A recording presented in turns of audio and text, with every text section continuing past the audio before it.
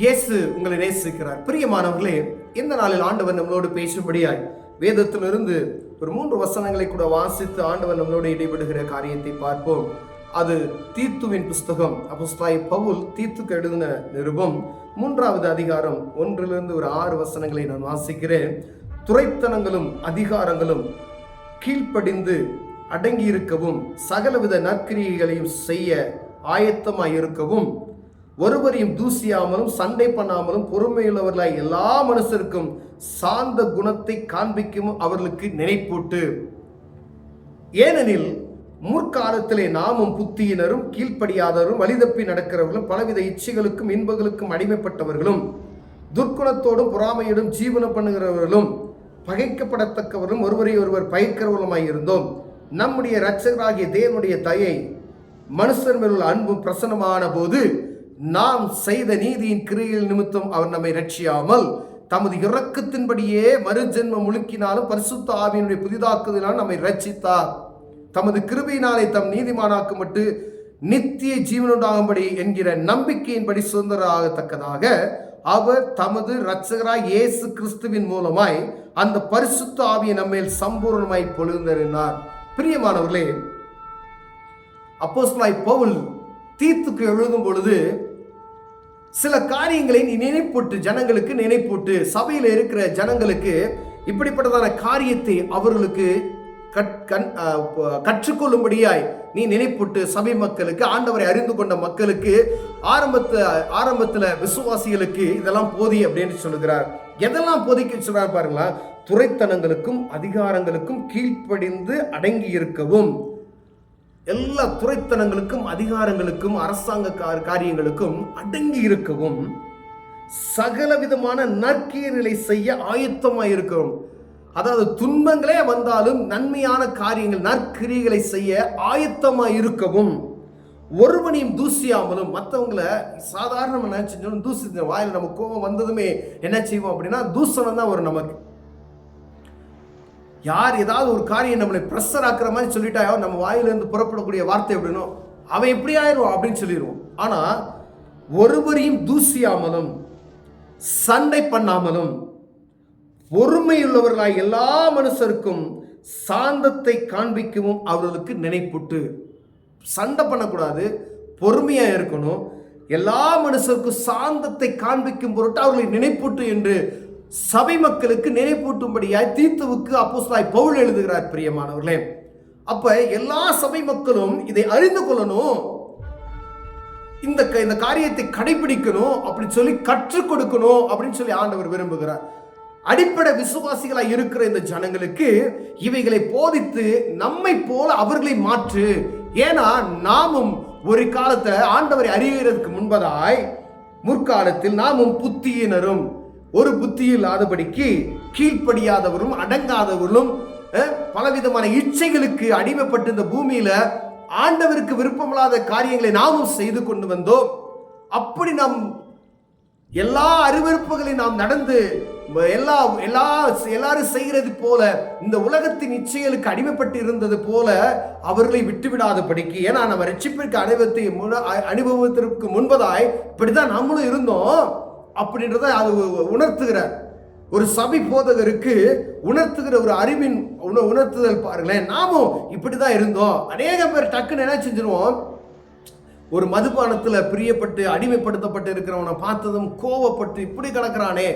அதனால ஒரு டிராவலில் பண்ணும்போது ஒருத்தரை படிச்சு தூசிச்சுக்கிட்டே வந்தார் பக்கத்தில். ஆனால் சற்று கொஞ்சம் அப்படியே ரிவர்ஸில் நம்ம போய் பார்த்தா ஆவிக்கு அவரு ஆண்டவருக்கு அறியாத ஒரு மனிதன், ஒரு வேலை அது அவரை பற்றி எனக்கு தெரியல. ஆனால் அவர் அந்த மதுபானத்தில் விழுந்து கிடக்கிற ஒரு சகோதரனை பார்த்து அப்படி சொல்லிட்டு வந்தார்.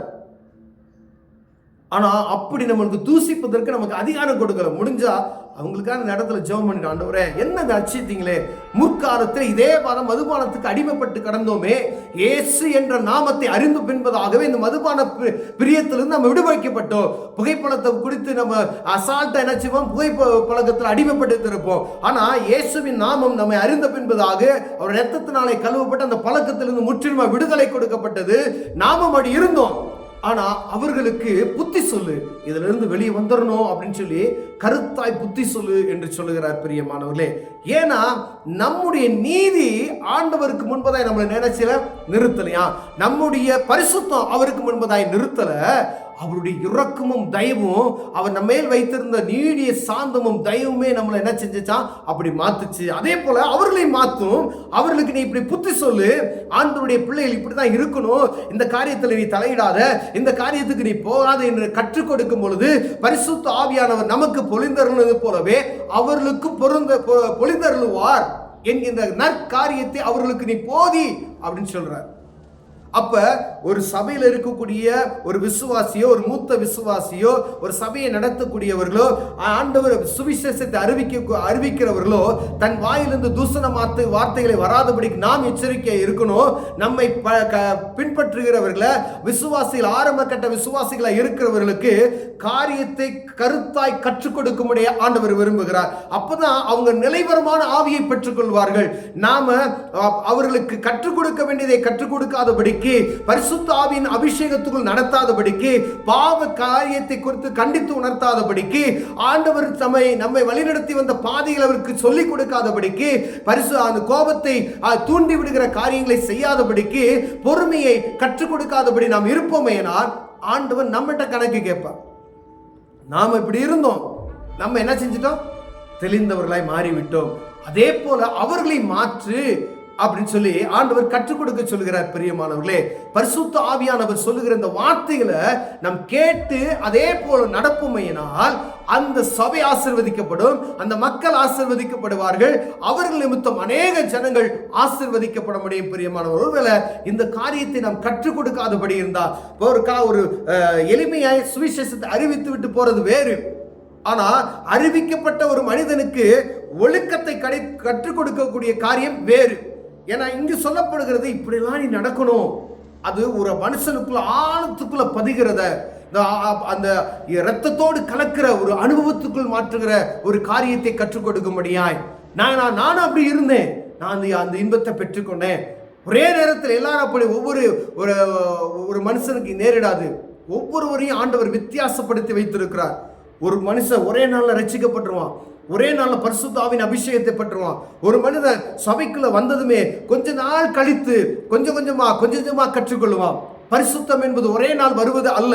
ஆனா கொஞ்சம் கொஞ்சமாய் கற்றுக் கொடுக்கும் பொழுது, அதை அப்பியாசப்படுத்த அவர்கள் ஆண்டவருக்கு கீழ்ப்படிந்து நடக்கும் பொழுது முழுமையாய் ஆண்டவருடைய பிரசன்னத்தை அவர்கள் உணர்ந்து கொள்கிறார். பரிசுத்த ஆவியானவர் அவர்கள் மேல் பொழிவதற்கு அது உதவியாயிருக்கும் என்று பரிசுத்த ஆவியானவர் நம்மேல் பொழிந்தது போல அவர்கள் மேல் பொழிகிறார்களோ அவர்கள் மற்றவர்களுக்கு சாட்சியாய் இருக்கும்படி ஆண்டவர் அவரை ஆயத்தப்படுத்தி வைத்திருக்கிறார் என்பதை நாம் மறந்து போகாதபடிக்கு கருத்தாய் போதிக்கும்படி ஆண்டவர் நம்மளோடு பேசிக் கொண்டிருக்கிறார். பிரியமானவர்களே, இந்த போதனைகளை நாம் செய்யாமல் இருப்போமேனா இனி வரக்கூடிய நாட்கள்ல ரட்சிப்பின் அனுபவத்தை பெற்றவர்களுக்கு இந்த காரியத்தை சொல்லிக் கொடுக்க ஆண்டவர் ஆசைப்படுகிறார். கண்களை மூடுவோம், ஜெபம் செய்வோம். அன்பின் தகப்பனே, ஆண்டவரே, நாங்கள் கற்று நடந்து வந்த பாதைகளை பிறருக்கு கற்றுக் கொடுக்க எங்களுக்கு உதவி செய்யுங்க. இயேசுவின் நாமத்தில் பிதாவே, ஆமென்.